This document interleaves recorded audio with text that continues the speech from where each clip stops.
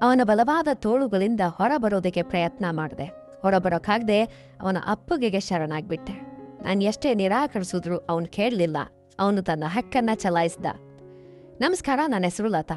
ನನಗೆ ಮದುವೆಯಾಗಿ 2 ವರ್ಷ ಕಳೆದಿವೆ. ನನಗೆ ಒಬ್ಬರಲ್ಲ 2 ಗಂಡಂದಿರು.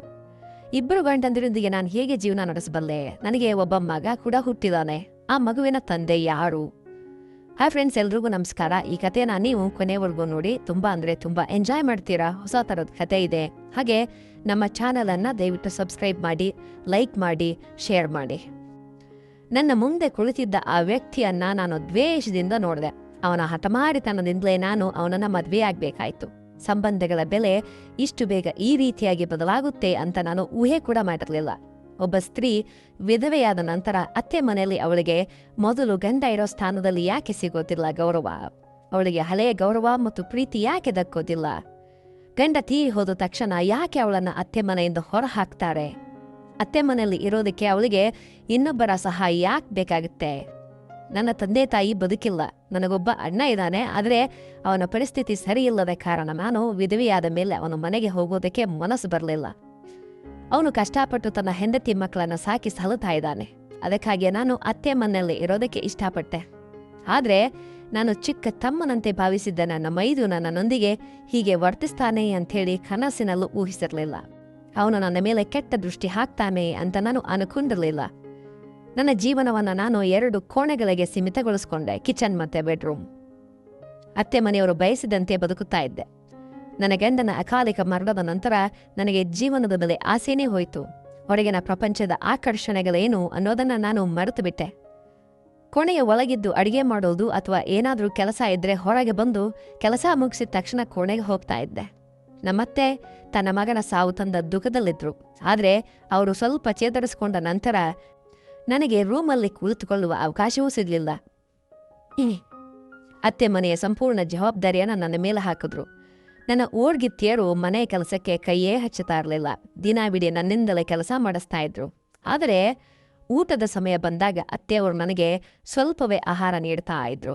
ನೀನು ಇನ್ನೂ ಚಿಕ್ಕವಳು, ಜೀವನವಿಡೀ ಹೇಗೆ ಕಲಿತೀಯಾ? ಅದಕ್ಕೆ ಹೆಚ್ಚು ಊಟ ಮಾಡಬೇಡ. ಅದು ನಿನ್ನ ದೈಹಿಕ ಆಸೆಗಳನ್ನು ಹೆಚ್ಚಿಸುತ್ತೆ. ನೀನು ಕಡಿಮೆ ಆಹಾರ ಸೇವಿಸು ಅಂತ ಹೇಳ್ತಾ ಇದ್ರು. ದಿನವಿಡೀ ನನಗೆ ಕೇವಲ 2 ರೊಟ್ಟಿಗಳು ಸಿಗ್ತಾ ಇದ್ವು. ಒಂದು ಮಧ್ಯಾಹ್ನಕ್ಕೆ, ಇನ್ನೊಂದು ರಾತ್ರಿಗೆ. ನನಗೆ ನನ್ನ ಗಂಡ ವಿಜಯ ಬದುಕಿದ್ದ ದಿನಗಳು ನೆನಪಾಗ್ತಾ ಇದ್ವು. ನಮ್ಮ ಜೀವನ ಎಷ್ಟೊಂದು ಚೆನ್ನಾಗಿತ್ತು. ವಿಜಯ್ ಜೊತೆ 2 ವರ್ಷ ಕಳೆದಿದ್ದೆ. ಜೀವನದಲ್ಲಿ ಯಾವುದೇ ನೋವಿಲ್ಲ ಅನ್ನುವಂತೆ ಇರ್ತಾ ಇದ್ದೆ. ಆದರೆ ಅವರ ಅಕಾಲಿಕ ಮರಣ ನನ್ನನ್ನು ಸಾಯಿಸ್ತು. ಅದರ ನಂತರ ಈ ಸಮಾಜ ಒಬ್ಬ ವಿಧವೆ ಜೊತೆ ನಡೆಸಿಕೊಳ್ಳುವ ರೀತಿ ನನ್ನ ಜೀವಿಸುವ ಹಕ್ಕನ್ನೇ ಕಸಿದುಕೊಂಡಿತು. ಮನೆಯಲ್ಲಿ ಯಾರಾದರೂ ನಗುತ್ತಾ ಹರಟೆ ಹೊಡಿತಾ ಇದ್ರೆ ನಾನು ಕೂಡ ಅವರ ಮಾತಿಗೆ ನಕ್ರೆ ಅಥವಾ ಮಾತಾಡಿದ್ರೆ ಅತ್ತೆಯವರು ನನ್ನನ್ನು ಕೋಪದಿಂದ ನೋಡುತ್ತಾ, ನಿನಗೆ ನಾಚಿಕೆ ಇಲ್ವಾ? ಚಿಕ್ಕ ವಯಸ್ಸಲ್ಲೇ ವಿಧವೆಯಾಗಿದ್ಯಾ? ನಿನ್ನ ಗಂಡ ಈ ಪ್ರಪಂಚನೇ ಬಿಟ್ಟು ಹೋಗಿದ್ದಾನೆ, ನೀನು ನಾಚಿಕೆ ಇಲ್ದೆ ನಗತಾ ಇದೆಯಾ ಅಂತ ಹೇಳ್ತಾ ಇದ್ರು. ನಾನೇನು ದೊಡ್ಡ ಪಾಪ ಮಾಡಿದ್ದೀನಿ ಅಂಥೇಳಿ ನನಗನ್ನಿಸ್ತಾ ಇತ್ತು. ಅದಕ್ಕಾಗಿಯೇ ನಾನು ನನ್ನ ತುಟಿಗಳ ಮೇಲೆ ಮೌನದ ಮುದ್ರೆಯನ್ನು ಹಾಕ್ಕೊಂಡೆ. ಬಿಳಿ ಸೀರೆ ನನ್ನ ಉಡುಪಾಯಿತು. ಯಾರ ಮದುವೆಗೂ ಹೋಗೋದಕ್ಕೆ ನನಗೆ ಅನುಮತಿ ಇರಲಿಲ್ಲ.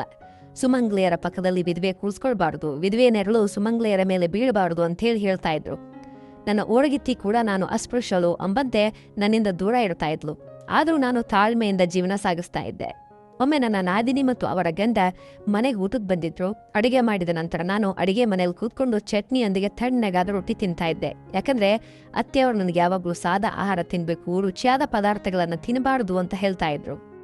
ಮನೆಯಲ್ಲಿ ಆ ಸಮಯದಲ್ಲಿ ಎಷ್ಟೋ ತರಹದ ರುಚಿಕರ ಅಡುಗೆಗಳಿದ್ವು. ಆದರೆ ನನಗೆ ಹಸಿವಾಗಿದ್ದರಿಂದ ಮಧ್ಯಾಹ್ನದ ರೊಟ್ಟಿ ತಗೊಂಡು ಚಟ್ನಿಯೊಂದಿಗೆ ತಿಂತಾ ಇದ್ದೆ. ನನ್ನ ಜೀವನದಿಂದ ಸಂತೋಷಗಳು ಆಗಲೇ ಹೊರಟು ಹೋಗಿದ್ವು. ನನಗೆ ನಗೋದಕ್ಕೆ ಅಥವಾ ಮಾತಾಡೋದಕ್ಕೆ ಕೂಡ ಇಷ್ಟ ಇರಲಿಲ್ಲ. ಬದುಕಿದ್ದೇನೆ ಅನ್ನೋದಕ್ಕೆ ಕೇವಲ ಉಸಿರಾಡ್ತಾ ಇದ್ದೆ ಅಷ್ಟೇ. ವಿಜಯ್ ಅವರ ಮರಣದ ಸುದ್ದಿ ತಿಳಿದಾಗಲೇ ನಾನು ಸತ್ತು ಹೋಗಿದ್ದೇನೋ ಅಂತ ಅನಿಸ್ತಾ ಇತ್ತು. ನಾನು ಅಡಿಗೆ ಮನೆಯಲ್ಲಿ ಅಡಿಗೆ ಮಾಡ್ತಾ ಇರಬೇಕಾದ್ರೆ ನನ್ನ ನಾದಿನಿಯ ಗಂಡ ಅಡಿಗೆ ಮನೆಗೆ ಬಂದು 1 ಕಪ್ ಟೀ ಮಾಡಿಕೊಡ್ತೀಯಾ ಅಂದರು. ಸರಿ ಅಂದೆ. ನನ್ನ ರೊಟ್ಟಿಯನ್ನು ಅಲ್ಲೇ ಶೆಲ್ಫ್ ಮೇಲೆ ಇಟ್ಟು ಟೀ ಮಾಡೋದಕ್ಕೆ ಶುರು ಮಾಡಿದೆ. ಅವರು ಟೀ ಕೇಳಿ ಹೊರಗೆ ಹೋಗ್ತಾರೆ ಅಂತ ಅನ್ಕೊಂಡೆ. ಆದರೆ ಅವರು ಬಾಗಿಲ ಹತ್ತಿರ ಕೈಕಟ್ಟಿ ನಿಂತು ನನ್ನನ್ನೇ ನೋಡ್ತಾ ಇದ್ರು. ಅವರ ಈ ನಡವಳಿಕೆ ನನಗೆ ತುಂಬ ನೋವನ್ನು ನೀಡಿತು. ನಾನು, ಪ್ರಸಾದ್ ಅವರೇ, ನೀವು ಹೊರಗೆ ಹೋಗಿ ಕೂತ್ಕೊಳ್ಳಿ, ನಾನು ಟೀ ಮಾಡಿ ತರ್ತೀನಿ ಅಂತ ಹೇಳಿದೆ. ಅವರು ಹೊರಗೆ ಹೋಗದೆ ಅಡಿಗೆ ಮನೆಯ ಒಳಗೆ ಬಂದು ನನ್ನ ಹತ್ತಿರ ನಿಂತ್ಕೊಂಡು, ನಿನ್ನನ್ನು ನೋಡಿದ್ರೆ ನನಗೆ ತುಂಬ ಬೇಸರ ಆಗುತ್ತೆ. ನಿನ್ನ ಜೀವನದ ಬಗ್ಗೆ ಯೋಚನೆ ಮಾಡಿದ್ರೆ ಕಷ್ಟ ಆಗ್ತಾ ಇದೆ. ಇಷ್ಟು ಚಿಕ್ಕ ವಯಸ್ಸಿನಲ್ಲಿ ವಿಧಿವಿಯಾದ, ಅದರಲ್ಲೂ ನಿನಗೆ ಸರಿಯಾಗಿ ಊಟ ಕೂಡ ನೀಡ್ತಾ ಇಲ್ಲ. ಹೌದು, ಒಳ್ಳೆಯ ಆಹಾರ ಮನುಷ್ಯನ ಭಾವನೆಗಳನ್ನು ಬಿಡದೆಬ್ಬಿಸುತ್ತೆ. ನೀನು ಚಿಕ್ಕವಳು, ಸುಂದರಿಯಾಗಿದ್ಯಾ, ನಿನ್ನ ಯೌವನ ನಿನ್ನನ್ನು ಕಾಡಿದ್ರೆ ಏನ್ ಮಾಡ್ತೀಯಾ? ನಿನ್ನ ಭಾವನೆಗಳನ್ನು ತಣಿಸ್ಕೊಳ್ಳೋದಕ್ಕೆ ನಿನಗೆ ಯಾವ ಆಧಾರವೂ ಇಲ್ವಲ್ಲ ಅಂತ ಹೇಳ್ತಾ ಇದ್ರು. ಅಂತಹ ಮಾತುಗಳನ್ನು ಕೇಳಿದ ಕೂಡಲೇ ನನ್ನ ಕಿವಿಗಳು ಕೂಡ ಕೆಂಪಾದ್ವು. ನಾನಿದನ್ನು ಹೇಗೆ ಸಹಿಸ್ಕೊಳ್ತಾ ಇದ್ನೋ ನನಗೇ ತಿಳಿತಾ ಇಲ್ಲ. ಆ ಸ್ಥಾನದಲ್ಲಿ ಬೇರೆ ಯಾರಾದರೂ ಇದ್ದಿದ್ರೆ ನಾನು ಅವರ ಕೆನ್ನೆಗೆ ಹೊಡಿತಾ ಇದ್ದೆ. ಆದರೆ ಅವರು ನನ್ನ ನಾದಿನಿಯ ಗಂಡ. ಒಂದು ವೇಳೆ ನಾನೇನಾದರೂ ಹೊಡೆದ್ರೆ ಅದು ದೊಡ್ಡ ಗಲಾಟೆ, ಗದ್ದಲ ಆಗ್ತಾ ಇತ್ತು. ಆಗ ಬಹುಶಃ ನನ್ನ ಅತ್ತೆ ನನ್ನನ್ನು ಮನೇಲಿ ಇರೋದಕ್ಕೆ ಕೂಡ ಬಿಡ್ತಾ ಇರಲಿಲ್ಲ ಅನ್ಸುತ್ತೆ. ಮನೆಯಿಂದ ಹೊರಗೆ ಹಾಕ್ತಾ ಇದ್ರು. ನಾನು ಎಲ್ಲಿಗೆ ಹೋಗ್ಲಿ? ವಿಜಯ್ ಅವರ ಮರಣದ ನಂತರ ನನ್ನ ಅಸಹಾಯಕತೆ ಒಂದು ತಮಾಷೆಯಾಗಾಯ್ತು. ನನ್ನ ಕಣ್ಣುಗಳಿಂದ ಕಣ್ಣೀರು ಸುರಿತಾ ಇದೆ. ಅಷ್ಟರಲ್ಲೇ ನನ್ನ ಮೈದುನ ದೇವ ಅಡಿಗೆ ಮನೆಗೆ ಬಂದ. ನನ್ನ ಮೈದುನ ಹೆಸರು ದೇವ. ಅವನು ಅಡಿಗೆ ಮನೆಗೆ ಬಂದ. ಅವನು ಕಠಿಣವಾದ ಮಾತುಗಳಿಂದ ನನ್ನ ಭಾವನನ್ನು ನೋಡಿ, ನೀವು ಇಲ್ಲಿ ಏನು ಮಾಡ್ತಾ ಇದ್ದೀರಿ? ನಿಮಗೆ ಅಡಿಗೆ ಮನೇಲಿ ಏನು ಕೆಲಸ ಅಂತ ಕೇಳ್ದ ನನ್ನ ನಾದಿನಿಯ ಗಂಡನಿಗೆ. ಅವನು ಗಾಬರಿಯಾಗಿ, ನಾನು ಟೀ ತಗೊಳಕ್ ಬಂದೆ ಅಂತಂದ್ರು. ನೀವು ಹೊರಗೆ ಹೋಗಿ ಕೂತ್ಕೊಳ್ಳಿ, ನಿಮಗೆ ಟೀ ಸಿಗುತ್ತೆ ಅಂತ ಹೇಳ್ದ ದೇವ. ದೇವ ಬಂದಿದ್ದನ್ನು ನೋಡಿ ಅವರು ಗಾಬರಿಯಿಂದ ತಕ್ಷಣ ಅಡಿಗೆ ಮನೆಯಿಂದ ಹೊರಟು ಹೋದ್ರು ಹಾಲ್ಗೆ. ದೇವ ನನ್ನನ್ನು ಕೋಪದಿಂದ ನೋಡ್ತಾ ಇದ್ದ. ನನ್ನ ಮೈದಿನ ಅಲ್ವಾ, ಅದಕ್ಕೆ ಅವನು ನನ್ನನ್ನು ಏನಾದರೂ ತಪ್ಪಾಗಿ ಅರ್ಥ ಮಾಡ್ಕೊಳ್ತಾನೋ ಅಂಥೇಳಿ ನಾನು ಆತಂಕಗೊಂಡೆ. ಅವನು ನನ್ನ ಹತ್ರ ಬಂದು, ನಿಮಗೆ ಬಾಯಿಲ್ವಾ? ಎಷ್ಟೊತ್ತಿಂದ ಅವನು ಹುಚ್ಚುಚ್ಚಾಗಿ ಮಾತಾಡ್ತಾ ಇದ್ದಾನೆ, ನೀವು ಮೌನವಾಗಿ ಕೇಳಿಸ್ಕೊಂಡು ಕೂತಿದ್ದೀರಿ. ಅವನ ಕೆನ್ನೆಗೆ ಯಾಕೆ ಹೊಡಿಲಿಲ್ಲ ಅಂತಂದ. ಒಂದು ಸ್ವಲ್ಪ ನೀನು ನನ್ನ ಸ್ಥಾನದಲ್ಲಿ ನಿಂತ್ಕೊಂಡು ಯೋಚನೆ ಮಾಡು. ನಿನ್ನ ಪ್ರತಿ ಪ್ರಶ್ನೆಗೂ ಉತ್ತರ ಸಿಗುತ್ತೆ. ಈ ಮನೆ ಬಿಟ್ಟರೆ ನನಗೆ ಬೇರೆ ಆಶ್ರಯ ಇಲ್ಲ, ಅದಕ್ಕೆ ಸಹಿಸ್ಕೊಳ್ಬೇಕಾಗಿದೆ ಅಂತ ಹೇಳ್ದೆ. ಹಾಗೆ ಹೇಳಿ ಕಣ್ಣೀರನ್ನು ಒರೆಸ್ಕೊಂಡು ಕಪ್ಪಿನಲ್ಲಿ ಟೀ ಹಾಕಿ ಹೊರಗೆ ಕೊಟ್ಟು ಬಾ ಅಂಥೇಳಿ ಅವನಿಗೆ ಕೊಟ್ಟೆ. ನಾನು ನನ್ನ ತಣ್ಣಗಾದ ರೊಟ್ಟಿಯನ್ನು ತೆಗೆದುಕೊಂಡು ರೂಮ್ಗೆ ಹೋಗುತ್ತಾ ಇದ್ದೆ. ನೀವಿದನ್ನೇ ತಿಂತೀರಾ ಅತ್ಗೆ ಅಂತ ಹೇಳ್ದ ದೇವ. ಬಹುಶಃ ಅದೇ ನನ್ನ ಆಹಾರ ಅಂತ ಅವನಿಗೆ ಗೊತ್ತಿರಲಿಲ್ವೇನೋ ಪಾಪ. ನಾನು ಹೇಳ್ದೆ, ಹೌದು, ನನ್ನ ಹಣೆ ಬರದಲ್ಲಿ ಈಗ ಇದೆ. ನಾನು ಯಾಕೆ ಇದನ್ನು ತಿಂತಾ ಇದ್ದೀನಿ ಅಂಥೇಳಿ ನೀನು ಅಮ್ಮನನ್ನು ಕೇಳು, ಅಂದರೆ ನಿಮ್ಮ ಅಮ್ಮನ್ನ ಕೇಳು ಅಂತ ಹೇಳಿ ನನ್ನ ರೂಮಿಗೆ ನಾನು ಹೋಗ್ಬಿಟ್ಟೆ. ಆದರೆ ಅದರ ನಂತರ ದೇವ ಅವಳ ದೃಷ್ಟಿ ನನ್ನ ಮೇಲೆ ಬದಲಾಯಿತು. ಅವನು ನನ್ನನ್ನು ಗಮನಿಸೋದಕ್ಕೆ ಪ್ರಾರಂಭ ಮಾಡ್ದ, ಕೇರ್ ಮಾಡೋಕ್ಕೆ ಪ್ರಾರಂಭ ಮಾಡ್ದ ಅಂತ ನನಗೆ ತಿಳಿಯಿತು. ನಾನು ಅವನನ್ನು ನನ್ನ ತಮ್ಮನಂತೆ ಭಾವಿಸಿದ್ದೆ. ಹಾಗಾಗಿ ಅವನ ನೋಟ ನನಗೆ ಇಷ್ಟವಾಗಿಲ್ಲ. ಬಹುಶಃ ಗಂಡ ತೀರಿ ಹೋದ ಮೇಲೆ ಸಮಾಜದ ನೋಟ ಬದಲಾಗುತ್ತದೆಯೇನೋ. ಆಧಾರವಿಲ್ಲದ ಸ್ತ್ರೀಯನ್ನ ಪ್ರತಿ ಗಂಡಸು ತನ್ನ ಆಸ್ತಿ ಅಂತ ಭಾವಿಸುತ್ತಾನೇನೋ. ಒಂದು ಸಲ ದೊಡ್ಡ ಜಗಳವಾಗೋಯ್ತು. ದೇವ ಅವರಿಂದ ನಾನು ಅಂತಹ ಮಾತನ್ನ ಊಹಿಸಿರಲಿಲ್ಲ. ನಾನು ಅವನನ್ನು ಯಾವಾಗಲೂ ನನ್ನ ತಮ್ಮನಂತೆ ಕಂಡಿದ್ದೆ. ವಯಸ್ಸಿನಲ್ಲಿ ಅವನು ನನಗಿಂತ 1 ವರ್ಷ ದೊಡ್ಡವನಾದರೂ ವಿಜಯ ಬದುಕಿದ್ದಾಗ, ವಿಜಯ ಬೈಯುತ್ತಿದ್ದಾಗ ಅವನು ನನ್ನ ಹತ್ರ ಬಂದು, ನನ್ನನ್ನು ಯಾಕೆ ಸಪೋರ್ಟ್ ಮಾಡ್ತೀಯ? ಯಾವಾಗಲೂ ನನ್ನ ಹಿಂದೆನೇ ಬೀಳ್ತಾನೆ, ನನ್ನ ಸ್ವಾತಂತ್ರ್ಯ ಅಂದರೆ ಅವನು ಯಾಕೆ ಇಷ್ಟ ಇಲ್ಲ ಅಂತ ಹೇಳ್ತಾ ಇದ್ದ ನನ್ನ ಹತ್ರ ಬಂದು. ಆ ಮಾತು ಕೇಳಿ ವಿಜಯ್ ಕೋಣೆಗೆ ಬಂದು, ಇಲ್ಲಿ ಏನು ಮಾಡ್ತಾ ಇದೀಯಾ? ಇನ್ನು ನಿನ್ನ ಕೆಲಸಕ್ಕೆ ಹೊರಟಿಲ್ವೇ? ವ್ಯಾಪಾರವನ್ನು ನೋಡ್ಕೊಳ್ಬೇಕು ಅಂತ ಪ್ರಜ್ಞೆ ನಿನಗಿಲ್ವೇ ಅಂತ ಬೈತಾ ಇದ್ರು. ಯಾವಾಗಲೂ ಇಲ್ಲಿ ಅಲ್ಲಿ ತಿರುಗಾಡ್ತೀಯ, ಕ್ರಿಕೆಟ್ ಆಡ್ತಾ ಇರ್ತೀಯ ಅಂತ ತಮ್ಮನಿಗೆ ಬೈತಾ ಇದ್ರು. ವಿಜಯ್ ಕೋಪದಲ್ಲಿ ಇರೋದನ್ನು ನೋಡಿ ದೇವ ನನ್ನ ಹಿಂದೆ ಅಡಗಿಕೊಳ್ತಾ ಇದ್ದ. ಅತ್ತಿಗೆ, ಈ ರಾಕ್ಷಸನಂತಹ ಅಣ್ಣನಿಂದ ನನ್ನನ್ನು ಕಾಪಾಡು, ಯಾವಾಗಲೂ ಬೈತಾಲೇ ಇರ್ತಾನೆ ಅಂತಂತ ಇದ್ದ. ಅದನ್ನ ಕೇಳಿ ವಿಜಯ್ ನನ್ನನ್ನು ನೋಡಿ, ನೀನು ಮಧ್ಯದಿಂದ ಪಕ್ಕಕ್ಕೆ ಹೋಗಲ್ಲತಾ, ಇವತ್ತು ನಾನು ಇವನ ಕಿವಿ ಹಿಂಡ್ತೇನೆ, ಆಫೀಸ್ಗೆ ಹೋಗ್ತಾ ಇದ್ದೇನೆ ಅಂಥೇಳಿ ನೋಡು, ನಿನ್ನ ಹಿಂದೆ ಅಡಗಿದ್ದಾನೆ, ಇವತ್ತು ಬಿಡಲ್ಲ ಇವನ್ನ ಅಂತ ಇದ್ರು. ಆದರೆ ನಾನು, ಬಿಡಿ ಪರವಾಗಿಲ್ಲ, ಸಮಯ ಬಂದಾಗ ಅವನಿ ಕೆಲಸದ ವಿಷಯದಲ್ಲಿ ಸೀರಿಯಸ್ ಆಗ್ತಾನೆ, ಯಾಕೆ ನನ್ನ ಪುಟ್ಟ ತಮ್ಮನ ಹಿಂದೆ ಬೀಳ್ತೀರಾ ಅಂತ ಹೇಳ್ತಾ ಇದ್ದೆ.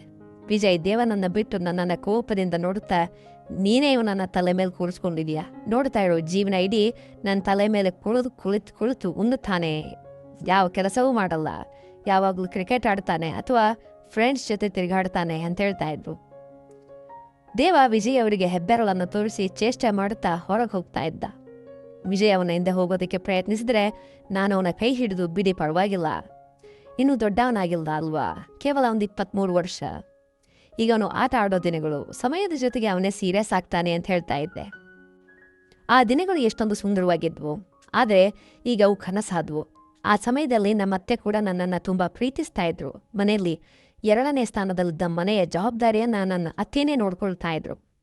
ನನಗೂ ಕೂಡ ಪೂರ್ಣ ಗೌರವ ಸಿಗ್ತಾ ಇತ್ತು. ನಮ್ಮತ್ತೆ ನನ್ನೊಂದಿಗೆ ಒಂದು ಕಟು ಮಾತನ್ನ ಕೂಡ ಆಡಿರಲಿಲ್ಲ.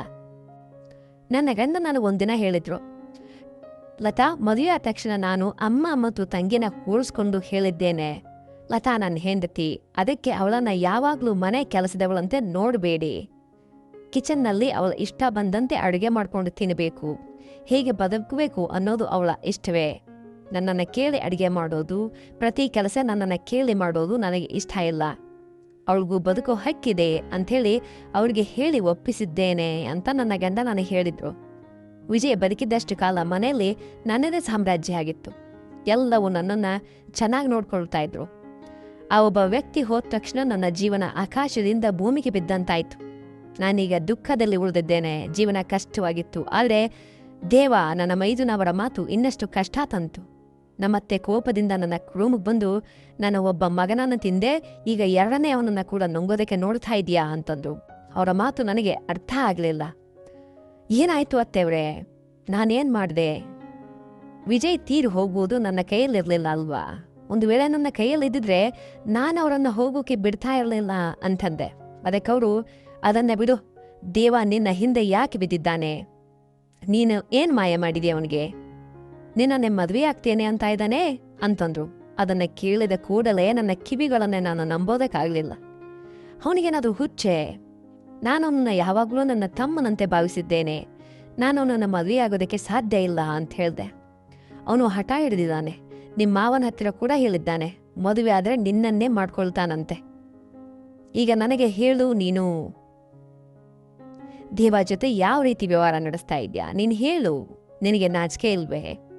ನಮ್ಮ ಕಣ್ಣ ಮುಂದೆನೇ ವಿಜಯ್ ಅವರನ್ನ ನಿನ್ನ ಬಲೆಯಲ್ಲಿ ಬೀಳಿಸ್ಕೊಂಡೆ ಅಂತ ಹೇಳಿದ್ರು. ನಾನು ಅಂಥದ್ದೇನೂ ಮಾಡಿಲ್ಲ, ನನ್ನ ಮೇಲೆ ಯಾವ ಪ್ರಮಾಣ ಬೇಕಾದರೂ ಮಾಡಿಸ್ಕೊಳ್ಳಿ ಅಂತ ಹೇಳಿದೆ.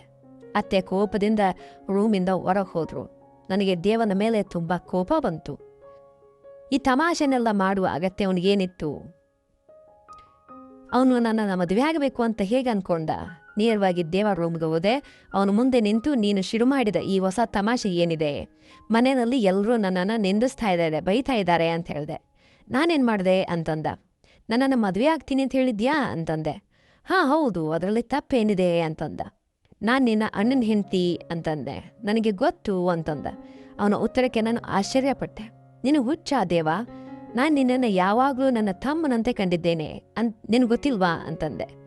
ನಾನು ಆ ದಿನಗಳಲ್ಲಿ ಮಾತ್ರ ನಿಮ್ಮ ತಮ್ಮನಾಗಿದ್ದೆ ಅಂತಂದ ದೇವ. ನಾನು ಅವನ ಮುಂದೆ ಕೈಯನ್ನು ಮುಗಿದು ಹೇಳಿದೆ, ನನಗೆ ಈ ಮನೆ ಬಿಟ್ಟರೆ ಬೇರೆ ಆಶ್ರಯವಿಲ್ಲ. ಇಲ್ಲದೇ ಇದ್ರೆ ನಾನು ಯಾವಾಗಲೂ ನಮ್ಮ ಅಣ್ಣನ ಮನೆಗೆ ಹೋಗಿ ಬಿಡ್ತಾ ಇದ್ದೆ. ದಯವಿಟ್ಟು ನನ್ನ ಜೀವನವನ್ನು ಕಷ್ಟಕ್ಕೆ ತಳ್ಳಬೇಡ. ಇಲ್ಲಿ ತಲೆಮರೆಸ್ಕೊಳ್ಳೋದಕ್ಕೆ ನನಗೆ ಸಿಕ್ಕಿದ ಜಾಗವನ್ನು ನನ್ನಿಂದ ಕಸಿದುಕೊಳ್ಳಬೇಡ ಅಂತಂದೆ. ಅವನು, ಆಶ್ರಯವನ್ನೇ ಕೊಡ್ತಿದ್ದೀನಲ್ವಾ ನನ್ನ ಹೆಸರಿನೊಂದಿಗೆ ಅಂತಂದ. ನನಗೆ ನಿನ್ನಿಂದ ಯಾವ ಸಹಾಯವೂ ಬೇಡ. ನೀನು ಮಾಡಿದ ಈ ಕೆಲಸದಿಂದ ನಿಮ್ಮಮ್ಮ ನಾನು ನಿನ್ನನ್ನು ಬಲೆಯಲ್ಲಿ ಬೀಳಿಸ್ಕೊಂಡಿದ್ದೀನಿ ಅಂತ ಅನ್ಕೊಳ್ತಾ ಇದ್ದಾರೆ ಅಂದೆ. ಈ ಮಾತನ್ನ ಕೇಳಿ ಅವನು ಮದುವೆ ಬೇಡ ಅಂತಾನೆ ಅಂದ್ಕೊಂಡೆ. ಆದರೆ ಅವನು, ಯಾರು ಏನಾದರೂ ಅಂದ್ಕೊಳ್ಳಿ, ಅಪ್ಪ ನನ್ನ ನಿರ್ಧಾರಕ್ಕೆ ಒಪ್ಪಿದ್ದಾರೆ. ನನಗೆ ಯಾರೊಂದಿಗೂ ಸಂಬಂಧವೂ ಇಲ್ಲ. ನೀನು ಕೂಡ ಮದುವೆಗೆ ಸಿದ್ಧ ಆಗು ಅಂತಂದ. ನಾನು ನಿನ್ನನ್ನು ಮದುವೆ ಆಗಲ್ಲ ಅಂಥೇಳಿ ನನ್ನ ರೂಮಿಗೆ ಬಂದು ವಿಜಯ್ ಅವರ ಫೋಟೋ ಹಿಡ್ಕೊಂಡು ಅಳ್ತಾ ಕೂತ್ಕೊಂಡೆ. ಅವರಿದ್ದಾಗ ಯಾರೂ ನನ್ನ ಮೇಲೆ ಕೆಟ್ಟ ದೃಷ್ಟಿ ಹಾಕೋ ಧೈರ್ಯ ಮಾಡ್ತಾ ಇರಲಿಲ್ಲ. ನನ್ನ ಭಾವ ಅಂದರೆ ನಾದಿನಿಯ ಗಂಡ ನೀಚ ಮಾತುಗಳನ್ನು ಹೇಗೋ ಸಹಿಸ್ಕೊಂಡೆ. ಈಗ ದೇವ ಹದ್ದು ಮೀರಿದ್ದಾನೆ. ಏನು ಮಾಡಬೇಕು ಅಂತ ನನಗೆ ತಿಳಿತಾ ಇಲ್ಲ. ಮರುದಿನ ನಮ್ಮ ಮಾವ ನನ್ನನ್ನು ಮದುವೆ ಬಗ್ಗೆ ಕೇಳಿದಾಗ ನಾನು ನಿರಾಕರಿಸ್ದೆ. ನಾನು ಈ ಮದುವೆ ಮಾಡ್ಕೊಳ್ಳೋದಕ್ಕೆ ಸಾಧ್ಯ ಇಲ್ಲ. ದೇವ ನನ್ನ ಯಾವಾಗಲೂ ನನ್ನ ಸಹೋದರನಂತೆ ಭಾವಿಸಿದ್ದೇನೆ. ನಾನು ವಿಜಯ್ ಅವರ ಹೆಂಡತಿಯಾಗಿ ಇಲ್ಲೇ ಇರೋದಕ್ಕೆ ಸಾಧ್ಯ ಇಲ್ವೇ ಅಂತಂದೆ. ಒಂದು ವೇಳೆ ನೀನು ಈ ಮದುವೆ ನಿರಾಕರಿಸಿದ್ರೆ ನಾನು ಖಂಡಿತವಾಗಿ ನಿನ್ನನ್ನು ನಿಮ್ಮ ಅಣ್ಣನ ಮನೆಗೆ ಕಳಿಸ್ಬೇಕಾಗುತ್ತೆ. ನಿರ್ಧಾರ ನಿನ್ನ ಕೈಯಲ್ಲಿದೆ. ಆದರೆ ಲತಾ, ನೀನು ನಮ್ಮ ಮನೆಯಲ್ಲೇ ಇರಬೇಕು ಅಂತನ್ನೋದು ನನ್ನ ಆಸೆ ಅಂತಂದ್ರು ಮಾವ. ಅತ್ತೆ, ಅವಳು ನಿರಾಕರಿಸ್ತಿರ್ಬೇಕಾದ್ರೆ ಅವಳು ಹಿಂದೆ ಯಾಕೆ ಬೀಳ್ತೀರಾ? ಯಾಕೆ ಅವಳ ಮೇಲೆ ಬಲವಂತ ಮಾಡ್ತಾ ಇದ್ದೀರಾ ಅಂತಂದ್ರು. ಈ ಹುಡುಗಿಗೆ ಇನ್ನೂ ಅಷ್ಟೊಂದು ಜ್ಞಾನ ಇಲ್ಲ. ಮುಂದೆ ಅವಳಿಗೆ ಎಷ್ಟು ಕಷ್ಟ ಎದುರಾಗುತ್ತೆ ಗೊತ್ತಾ ಅಂತ ತಿಳಿದಿಲ್ಲ ಅವಳಿಗೆ. ಆದರೆ ನನಗೆ ದೇವಾನ ನಿರ್ಧಾರ ಸರಿ ಅಂತ ಅನ್ಸುತ್ತೆ ಅಂತಂದ್ರು ಮಾವ. ದೊಡ್ಡ ಸೊಸೆಯ ನಡವಳಿಕೆಯ ನೀನು ಕಣ್ಣಾಯಿ ನೋಡಿದ್ಯಾ? ಅವಳು ಇವಳನ್ನ ತನ್ನ ಹತ್ತಿರ ಕೂಡ ಕೂತ್ಕೊಳ್ಳೋದಕ್ಕೆ ಬಿಡೋದಿಲ್ಲ. ನಾನಿವತ್ತು ಬದುಕಿದ್ದೇನೆ, ನಾಳೆ ಇರಲ್ಲ. ಆಗ ಇವಳ ಪರಿಸ್ಥಿತಿ ಏನು ಅಂತ ಯಾರಿಗಾದ್ರೂ ಯೋಚನೆ ಮಾಡಿದ್ದೀರಾ? ಇವಳು ನಮ್ಮ ವಿಜಯ್ ಅವರ ನೆನಪು. ನಾವು ಇವಳನ್ನು ಅನಾಥೇನಾಗಿ ಮಾಡೋದಕ್ಕೆ ಆಗಲ್ಲ. ಅದಕ್ಕೆ ದೇವನ ನಿರ್ಧಾರ ಸರಿಯಾಗಿದೆ ಅಂತಂದ್ರು. ನಂತರ ನನ್ನೊಂದಿಗೆ ನೀ ನಿರ್ಧಾರವನ್ನು ಗೌರವಿಸಬೇಕು ಅಂಥೇಳಿ ನಾನು ಬಯಸ್ತೇನೆ. ಇದು ನಿನ್ನ ಜೀವನಕ್ಕೆ ಒಂದು ಒಳ್ಳೆಯ ನಿರ್ಧಾರ ಆಗುತ್ತೆ. ನಿನಗೊಂದು ಭದ್ರತೆ, ಆಶ್ರಯ ಬೇಕು. ಅದು ದೇವನ ರೂಪದಲ್ಲೇ ನಿನಗೆ ಸಿಗುತ್ತೆ ಅಂತಂದ್ರು. ದೇವ ನನ್ನ ಮದುವೆಯಾಗೋದು ನನಗೆ ಅನಿವಾರ್ಯ ಆಯಿತು. ನಿಜವಾಗಿಯೂ ನನಗೊಂದು ಆಶ್ರಯ ಬೇಕಿತ್ತು. ದೇವ ಮದುವೆಯಾಗಿ ಬೇರೆ ಹೆಂಡತಿ ಬಂದರೆ ನನ್ನನ್ನು ಸಹಿಸೋದಿಲ್ಲ ಅಂತನ್ನೋದು ಕೂಡ ಅಷ್ಟೇ ನಿಜ ಆಗಿತ್ತು. ಆದರೆ ವಿಜಯ್ ಅವರ ಸ್ಥಾನದಲ್ಲಿ ನಾನು ಯಾರನ್ನ ಇರಿಸೋದಕ್ಕೆ ಆಗೋದಿಲ್ಲ ಅಂತನ್ನೋದು ಕೂಡ ಸತ್ಯ ಆಗಿತ್ತು. ಅದಕ್ಕೆ ನಾನು ಈ ಮನೆಯಲ್ಲಿ ಇರೋದಕ್ಕೆ ದೇವ ನನ್ನ ಮದುವೆಯಾಗೋದಕ್ಕೆ ನಿರ್ಧಾರವನ್ನು ಮಾಡಿದೆ. ಆದರೆ ನಂತರ ದೇವನೊಂದಿಗೆ ಬೇರೆ ಮದುವೆ ಕೂಡ ಮಾಡ್ಕೋ ಅಂತ ಹೇಳ್ತೇನೆ ಅಂತ ಅನ್ಕೊಂಡೆ. ನನಗೆ ಅವನ ಹೆಸರು ಬಿಟ್ಟರೆ ಇನ್ನೇನು ಬೇಡ, ಅವನ ಹೆಸರಿನೊಂದಿಗೆ ಬದುಕುತ್ತೇನೆ ಅಂತ ನಿರ್ಧಾರ ಮಾಡಿದೆ. ಆಗ ನಾನು ಕೇವಲ ನನಗೆ ಆಶ್ರಯ ಕೊಡೋದಕ್ಕೆ ಮಾತ್ರ ಅವನು ನನ್ನನ್ನು ಮದುವೆ ಆಗ್ತಾ ಇದ್ದಾನೆ ಅಂತ ಅನ್ಕೊಂಡಿದ್ದೆ. ದೇವ ಒಬ್ಬ ಕೆಲಸದವನ ಮೂಲಕ ಸೀರೆನ ನನ್ನ ರೂಮ್ ಕಳಿಸ್ದ. ಮದುವೆ ಸೀರೆನ ನಾನು ಧರಿಸಲಿಲ್ಲ. ನಾನು ಒಮ್ಮೆ ಮದುಮಗಳಾಗಿದ್ದೆ, ಅಂದರೆ ಒಮ್ಮೆ. ಮತ್ತೆ ಆಗುವ ಆಸೆ ನನಗಿಲ್ಲ. ನಾನು ಆ ಬಿಳಿ ಸೀರೆಯಲ್ಲೇ ದೇವ ನನ್ನ ಮದುವೆಯಾದೆ. ಹೌದು, ಅತ್ತೆಯವರು ಮದುವೆ ಅಗ್ನಿ ಸುತ್ತಬೇಕಾದ್ರೆ ನನ್ನ ತಲೆಯ ಮೇಲೆ ಕೆಂಪು ಬಣ್ಣದ ಒಂದು ಬಟ್ಟೆಯನ್ನು ಹಾಕಿದ್ರು. ದೇವನೊಂದಿಗೆ 7 ಹೆಜ್ಜೆ ಇಡಬೇಕಾದ್ರೆ ನನಗೆ ಆ ಸಮಯ ನೆನಪಾಯಿತು. ನನ್ನ ಕಣ್ಣಿನಿಂದ ನೀರು ಸುರಿತಾ ಇತ್ತು. ದೇವ ನನ್ನ ಹಣೆಗೆ ಸಿಂಧೂರವನ್ನು ಇಟ್ಟಾಗ ನನಗೆ ಅವನ ಮೇಲೆ ದ್ವೇಷ ಹುಟ್ಟಿತು. ಯಾಕಂದ್ರೆ ನಾನು ಅವನನ್ನು ನನ್ನ ಗಂಡನ ಸ್ಥಾನದಲ್ಲಿ ನೋಡೋದಕ್ಕೆ ಸಾಧ್ಯ ಇರಲಿಲ್ಲ. ಮದುವೆ ಆದ ಮೇಲೆ ಅವನು ನನ್ನ ರೂಮಿಗೆ ಬಂದು ಬಾಗಿಲನ್ನು ಹಾಕಿದಾಗ ನನ್ನ ಹೃದಯವನ್ನು ಯಾರೋ ಹಿಡ್ದಂತಾಯ್ತು. ಅವನು ನನ್ನ ಹತ್ರ ಬಂದು ಕೂತ ಕೂಡಲೇ ನಾನು ಹಿಂದೆ ಸರಿದು ಬಿಟ್ಟೆ. ನಾನು ನಿನಗೆ ಮದುವೆ ಸೀರೆ ಕಳಿಸಿದ್ದೆ ಅಲ್ವಾ, ಅದನ್ನ ಯಾಕೆ ಹಾಕೊಳ್ಳಿಲ್ಲ ಅಂತಂದ. ನನಗೆ ನಿಮ್ಮ ಅಣ್ಣನ ಸ್ಥಾನವನ್ನು ಎಂದಿಗೂ ಕೊಡೋದಕ್ಕೆ ಸಾಧ್ಯ ಇಲ್ಲ. ಹೌದು, ಈ ಮನೇಲಿ ಇರೋದಕ್ಕೆ ನೀನು ನಿನ್ನ ಹೆಸರು ಕೊಟ್ಟಿದ್ಯಾ, ಅದಕ್ಕೆ ನಾನು ನಿನಗೆ ಋಣಿಯಾಗಿರ್ತೇನೆ. ಆದರೆ ನನ್ನ ಕಡೆಯಿಂದ ನಿನಗೆ ಅನುಮತಿ ಇದೆ, ನೀನು ಯಾವಾಗ ಬೇಕಾದರೂ 2ನೇ ಮದುವೆ ಮಾಡ್ಕೊಳ್ಬೋದು ಅಂತಂದೆ. ಅವನು ತುಂಬ ಪ್ರೀತಿಯಿಂದ ನನ್ನ ಕೈಯನ್ನು ಹಿಡ್ಕೊಂಡು ಕಣ್ಣಲ್ಲಿ ನೀರು ತುಂಬಿಕೊಂಡು, ಮೊದಲು ನಾನು ಮೊದಲನೇ ಮದುವೆಯನ್ನು ಉಳಿಸ್ಕೊಳ್ತೇನೆ, 2ನೇ ಮದುವೆ ಬಗ್ಗೆ ಆಮೇಲೆ ಯೋಚನೆ ಮಾಡ್ತೇನೆ ಅಂತಂದ. ಅವನು ನನ್ನ ಹತ್ರ ಬರುವ ಮೊದಲೇ ನಾನು ಅವನಿಂದ ಕೈಯನ್ನು ಬಿಡಿಸ್ಕೊಂಡು ಪಕ್ಕಕ್ಕೆ ನಿಂತೆ. ಬೇಡ ದೇವ, ನನ್ನನ್ನು ಈ ಪರೀಕ್ಷೆಗೆ ಹಾಕಬೇಡ. ನಾನು ನಿನಗೆ ನಿಮ್ಮ ಅಣ್ಣನ ಸ್ಥಾನ ನೀಡೋದಕ್ಕಾಗೋದಿಲ್ಲ ಅಂತ ಹೇಳಿದೆ. ಅತ್ತೆ ನಾನು ಅಳೋದನ್ನು ನೋಡಿ ಅವನು ಸರಿ, ನೀನು ಬೇಸರ ಪಡಬೇಡ, ಮಲ್ಕೋ ಅಂಥೇಳಿ ಅವನು ದಿಂಬು ತಗೊಂಡು ಸೋಫಾ ಮೇಲೆ ಮಲ್ಕೊಂಡ. ನಾನು ಸೈಡ್ ಟೇಬಲ್ ಮೇಲೆ ಇದ್ದ ವಿಜಯ್ ಅವರ ಫೋಟೋವನ್ನು ತಗೊಂಡು ಎಸೆಗೆ ಹಚ್ಕೊಂಡು ಅಳುತ್ತಾ ನಿದ್ದೆ ಮಾಡಿದೆ. ಬೆಳಗ್ಗೆ ದೇವ ಆ ಫೋಟೋವನ್ನು ನನ್ನ ಕೈಯಿಂದ ತೆಗೆದು ಮತ್ತೆ ಟೇಬಲ್ ಮೇಲೆ ಇಟ್ಟ. ಅವನ ನಡವಳಿಕೆ ನನಗೆ ತಿಳಿಯಿತು. 4 ದಿನಗಳು ಕಳೆದವು. ಅವನು ಮತ್ತೆ ನನ್ನೊಂದಿಗೆ ಕೆಟ್ಟದಾಗಿ ನಡೆದುಕೊಳ್ಳಲಿಲ್ಲ. ನಾನು ಕೂಡ ಪ್ರಶಾಂತವಾಗಿದ್ದೆ. ಆದರೆ ಕೆಲವು ದಿನಗಳ ನಂತರ ಅವನು ನನ್ನೊಂದಿಗೆ, ಇವತ್ತಿನ ನಂತರ ನಾನು ನಿನ್ನನ್ನು ಬಿಳಿ ಬಟ್ಟೆಯಲ್ಲಿ ನೋಡಬಾರ್ದು, ಇಷ್ಟು ಸಾದಾ ಇರಬಾರ್ದು, ನಾನು ರಾತ್ರಿ ಆಫೀಸ್ನಿಂದ ಬರಬೇಕಾದ್ರೆ ಹೊಸ ಮದುಮಗಳಂತೆ ರೆಡಿಯಾಗಿರಬೇಕು ಅಂತ ಹೇಳಿ ಹೊರಟು ಹೋದ. ಆ ಮಾತಿನಿಂದ ನಾನು ಆತಂಕಗೊಂಡೆ. ದೇವ ಹೇಳಿದ್ರು ನಾನು ರಾತ್ರಿ ತಯಾರಾಗಲಿಲ್ಲ. ನನ್ನ ಹಳೆಯ ರೂಪದಲ್ಲೇ ಇದ್ದೆ. ನಾನು ಹಳೆಯ ರೂಪದಲ್ಲಿ ಇರೋದನ್ನು ನೋಡಿ ಅವನ ಹಣೆ ಮೇಲೆ ಸುಕ್ಕುಗಳು ಮುರಿದು ಟೆನ್ಷನ್ ಆಯಿತು. ಆದರೆ ನಾನು ಕಡೆಗಣಿಸ್ದೆ. ಅವನು ಕೊನೆಗೆ ಬರೋ ಮೊದಲೇ ನಾನು ವಿಜಯ್ ಅವರ ಫೋಟೋ ಹಿಡಿದು ಅಳುತ್ತಾ ಮಾತಾಡ್ತಾ ಇದ್ದೆ. ದೇವ ರೂಮಿಗೆ ಬಂದ. ನನ್ನನ್ನು ನೋಡಿ ಬಾಗಿಲನ್ನು ಜೋರಾಗಿ ಹಾಕ್ದ. ಅವನು ತುಂಬ ಕೋಪದಲ್ಲಿದ್ದಾನೆ ಅಂತ ತಿಳಿತು. ಭಯದಿಂದ ನನ್ನ ಹೃದಯ ನಡಗಿತು. ದೇವ ನನ್ನ ಅಷ್ಟು ಕೋಪದಲ್ಲಿ ನಾನು ಈ ಮೊದಲು ಯಾವತ್ತೂ ನೋಡಿರಲಿಲ್ಲ. ಅವನು ನನ್ನ ಹತ್ರ ಬಂದು ನನ್ನ ಕೈಯಿಂದ ವಿಜಯ್ ಅವರ ಫೋಟೋವನ್ನು ಕಸಿದುಕೊಂಡು ಅದನ್ನು ನೋಡಿ ನನಗೆ ಅವನ ಮೇಲೆ ಕೋಪ ಬಂತು. ನನಗೆ ಫೋಟೋ ವಾಪಸ್ ಕೊಡು ದೇವ ಅಂತಂದೆ. ಯಾಕೆ ವಾಪಸ್ ಕೊಡಬೇಕು ಅಂತಂದ. ಅವನ ಮಾತಿನ ದಾಟಿ ತುಂಬ ಕೋಪದಿಂದ ಕೂಡಿತು. ಬಹಳ ದಿನಗಳಿಂದ ನಾನು ನಿನ್ನನ್ನು ಸಹಿಸ್ತಾ ಇದ್ದೀನಿ. ನಾನು ರಾತ್ರಿ ರೂಮಿಗೆ ಬಂದಾಗ ನೀನು ಅಣ್ಣನ ಫೋಟೋ ಹಿಡ್ಕೊಂಡು ಅವರೊಂದಿಗೆ ಮಾತಾಡ್ತಾ ಇರ್ತೀಯ. ನನ್ನ ಮುಂದೆ ಅವರ ಫೋಟೋಗೆ ಮುತ್ತು ಕೊಡ್ತೀಯಾ, ಎದೆಗೆ ಹಚ್ಕೊಡ್ತೀಯಾ. ನನ್ನ ಸಹನೆಯನ್ನು ಯಾಕೆ ಪರೀಕ್ಷಿಸ್ತಿದೀಯಾ ಲತಾ ಅಂತಂದ. ದೇವ ಮಾತನ್ನು ಕೇಳಿ ನನಗೆ ನೋವಾಯಿತು. ನಾನು ನಿನಗೆ ಮೊದಲೇ ಹೇಳಿದ್ದೆ ಅಲ್ವಾ, ನಿಮ್ಮ ಅಣ್ಣನ ಸ್ಥಾನ ನಿನಗೆ ನೀಡೋಕ್ಕಾಗೋದಿಲ್ಲ ಅಂತ. ನೀನು ಹಾಗೆ ಮಾಡೋದ್ರಿಂದ ಅಣ್ಣ ವಾಪಸ್ ಬರ್ತಾರಾ, ಅಥವಾ ಅವ್ರು ಸತ್ತ ಮೇಲೆ ನೀನು ಕೂಡ ಸತಿಯಾಗು ಅಂತ ನಿನಗೆ ಹೇಳಿದ್ದಾರಾ? ಗಂಡ ಸತ್ರೆ ಹೆಂಡತಿ ಸತಿಯಾಗುವುದು ಹಳೆ ಸಂಪ್ರದಾಯ, ಅಥವಾ ಅವಳ ನಗುವನ್ನು ಕಸಿದುಕೊಳ್ಳುತ್ತಿದ್ರು. ಆದರೆ ಈಗ ಹಾಗಿಲ್ಲ. ಗಂಡನ ಮರಣದ ನಂತರ ಅವಳಿಗೆ ಬದುಕುವ ಹಕ್ಕು ಇದೆ, ಮದುವೆಯಾಗುವ ಹಕ್ಕಿದೆ. ನಾನು ನಿನ್ನನ್ನು ಮದುವೆಯಾಗಿದ್ದು ನೀನು ನಾನು ಇರಬೇಕಾದ್ರೆ ನನ್ನ ಅಣ್ಣನ ಫೋಟೋವನ್ನು ಎದೆಗೆ ಹಚ್ಕೊಳ್ಳೋದಕ್ಕಲ್ಲ. ನನಗೆ ನನ್ನ ಅಣ್ಣ ಅಂದರೆ ತುಂಬ ಇಷ್ಟ, ಆದರೆ ನನ್ನ ಹೆಂಡತಿ ಹೀಗೆ ನಡೆದುಕೊಳ್ಳೋದು ನನಗೆ ಇಷ್ಟ ಇಲ್ಲ. ಈ ವಿಧವೆ ಸೀರೆಯನ್ನು ಕಳಿಸಿ ತಯಾರಾಗುವ ನನಗೋಸ್ಕರ. ಈ ಬಾರಿ ನಾನು ನಿನ್ನ ಯಾವ ನೆಪವನ್ನೂ ಕೇಳಲ್ಲ ಅಂತ ಹೇಳ್ದ. ಅದನ್ನು ಹೇಳಿ ವಿಜಯ್ ಫೋಟೋವನ್ನು ಅಲ್ಮೇರಾದ ಲಾಕರ್ನಲ್ಲಿ ಇಟ್ಟು ಬೀಗ ಹಾಕ್ದ. ಇದು ನೋಡಿ ದೇವಾನ ಬಗ್ಗೆ ನನಗೇನು ಕೆಟ್ಟ ಅಭಿಪ್ರಾಯ ಮೂಡಿತು. ನಾನು ಹಾಗೆ ಕೂತ್ಕೊಂಡಿದ್ದೆ. ದೇವ ಸ್ವಲ್ಪ ಹೊತ್ತು ನನ್ನನ್ನು ನೋಡಿ ನೀನಿಷ್ಟ ಅಂಥೇಳಿ ಡ್ರೆಸ್ಸಿಂಗ್ ಡ್ರೈಯರ್ನಿಂದ ಬಳೆಗಳನ್ನು ತೆಗೆದು ನನ್ನ ಹತ್ತಿರ ಕೂತ್ಕೊಂಡ. ನನ್ನ ಕೈಯನ್ನು ಹಿಡ್ಕೊಂಡು ನನ್ನ ಮುಂಗೈಗೆ ಬಳೆಗಳನ್ನು ತುಂಬದ. ಯಾವಾಗಲೂ ಈ ಬಳೆಗಳು ನಿನ್ನ ಕೈಯಲ್ಲಿ ಅಂದವಾಗಿ ಇಟ್ಕೋ, ಚೆನ್ನಾಗಿ ಕಾಣಿಸುತ್ತೆ ಅಂಥೇಳಿ ನನ್ನನ್ನು ತನ್ನ ಎದೆಗೆ ಹಚ್ಕೊಂಡ. ಸ್ವಲ್ಪ ಹೊತ್ತು ನಾನು ಅವನ ಬಲವಾದ ತೋಳುಗಳಿಂದ ಹೊರಬರೋದಕ್ಕೆ ಪ್ರಯತ್ನವನ್ನು ಮಾಡಿದೆ. ಆದರೆ ಅವನ ದಷ್ಟಪುಷ್ಟನಾದ ಮನುಷ್ಯ ನಾನೆಷ್ಟೇ ಪ್ರಯತ್ನ ಮಾಡಿದ್ರೂ ಅವನ ಹಿಡಿತದಿಂದ ಹೊರಬರಲಾಗದೆ ಸುಸ್ತಾಗಿ ಅವನ ಅಪ್ಪುಗೆಗೆ ಶರಣಾದೆ. ನಾನೆಷ್ಟೇ ನಿರಾಕರಿಸಿದ್ರು ಅವನು ಕೇಳಲಿಲ್ಲ. ಅವನು ತನ್ನ ಹಕ್ಕನ್ನು ಚಲಾಯಿಸಿದ.